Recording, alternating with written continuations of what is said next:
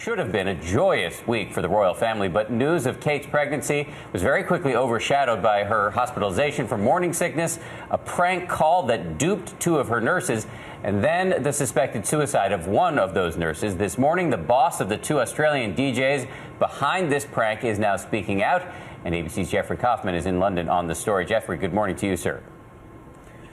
And good morning to you, Dan. An outpouring of indignation. That is what we are seeing around the world as news of this devastating story spreads. And nowhere is it stronger than in Australia.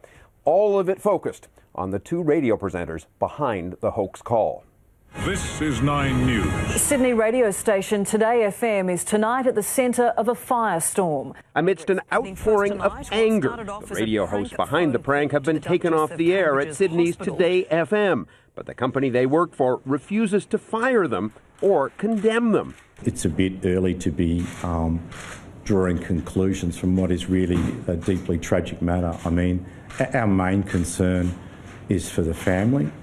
I don't think anyone could have reasonably foreseen that this was going to be a result. There, could I please speak to Kate, please? The prank had been cleared by the Australian radio station's lawyers, and just yesterday the two DJs had been gloating about the successful call to the hospital in which they pretended to be the Queen and Prince Charles and were able to obtain personal information about the Duchess's serious condition. We were expecting to be hung up on. We didn't even know what to say when we got through. We got put through, and now the entire world is talking. As Australians learned of the suicide of nurse Jacintha Saldanha, who answered the phone at London's exclusive King Edward VII private hospital where the Duchess was being treated, revulsion engulfed the two radio hosts. On their Twitter accounts, now suspended. "You scumbag, hope you get what's coming to you. I hope you're happy now. The receptionist you rang has committed suicide. You have blood on your hands now." The nurse, known to friends as Jess, had been working at the hospital for 4 years. Originally from India, her distraught husband posted this on Facebook. "I am devastated with the tragic loss of my beloved wife Jacintha in tragic circumstances. She will be laid to rest in Shirva, India."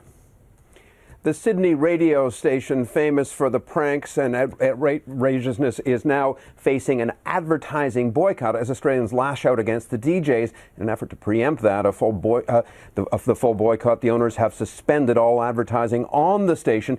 And it's worth noting, by the way, Bianna, that this station has been called to account twice already this year for violating Australia's broadcast decency standards. Bianna? Oh, Jeffrey, thank you. And your heart just goes out to her poor husband who has to somehow make sense of all of this. Well, for more reaction to this tragedy, including how the royal family is dealing with the news, let's bring in our Royals contributor, Vicky Arbiter. Good morning. Good morning. Great to have you in. Unfortunately, not such a great story. We heard that the royal family issued a statement expressing their condolences, but what are your sources telling you about how they're actually feeling right now? What's going on? It's been an overwhelming week, obviously, for William and Kate in particular. They were forced to make this announcement early. Then there's the added anxiety of Kate being ill, the whole world talking about her most intimate details in terms of her body and the baby.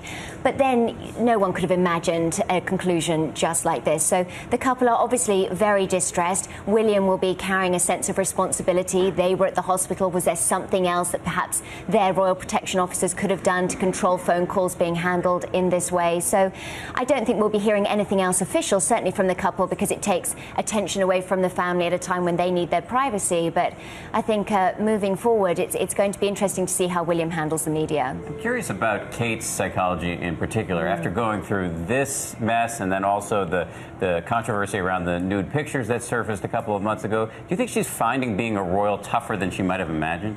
I think the last 2 months have really given her a rude insight into the other side of royal life. But actually what it's also done is shown us that she is the perfect person for the job. When that topless scandal broke, she just turned up and did what royals do, what the royal family have trained their whole lives to do, and she's very new to this. She showed up, she had a smile on her face, she did the job at hand, she didn't comment, she handled herself beautifully. So hopefully onwards and upwards from here. Now they've got to focus on a complicated pregnancy. You can only imagine that it's going to be a very shielded and guarded royal king, queen, whoever this baby is. Well, absolutely. All this stunt has done really is just fuel William's mistrust of the media, and it's just going to make him that much more protective. That's right. Vicky, thanks so much for joining us. We appreciate it.